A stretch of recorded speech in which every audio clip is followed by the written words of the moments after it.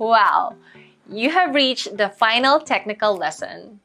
I actually thought twice if I will include this lesson in this class, but I honestly think that choosing the best file format can help in your commercial food photography journey. So, here we are.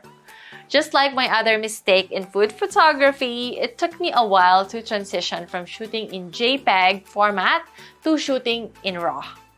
You might have heard other photographers recommend it all the time, but what is RAW and JPEG anyway?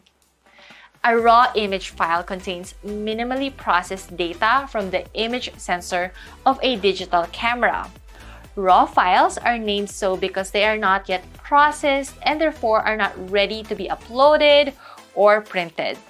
Similar to raw food ingredients that need to be prepared and cooked before consumption, a raw image needs to be post-processed using software before it is ready to be printed, shared, or shown on a display device.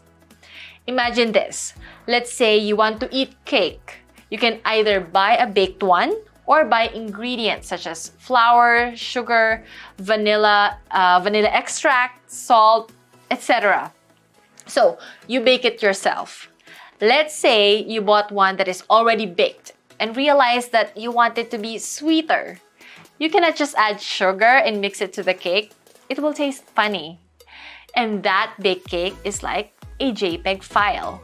Your camera made all the adjustments for you, processed it, and compressed it to a smaller file size ready to be uploaded.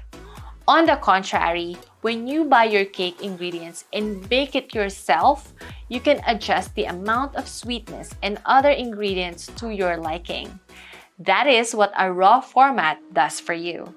Your camera preserves all of the data in the way of color, highlight, and shadow detail.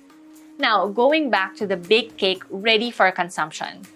JPEG images are fully processed in camera and all settings such as white balance, color saturation, tone curve, sharpening, and color space are already baked in or applied to the image. So you do not need to spend any time on post-processing the image. It is basically ready to use. Just like the cake, ready for consumption. JPEG is not well suited to files that will undergo multiple edits, as some image quality is lost each time the image is recompressed, particularly if the image is cropped or shifted. And this is why I transitioned to shooting in RAW. I edit and post-process all the images I take from photo shoots. I make sure that I edit and enhance the photos before I deliver it to clients. Most of the time, images will require cropping and a couple of exposure and color correction. If I shoot in JPEG, even basic adjustments can affect the quality of the image. I want to give my 200% to each and every client, so I take the time to edit and enhance all the photos, and I export for different purposes to match the client's needs. So, just a recap. The RAW format is used if your photos will undergo editing and post-processing.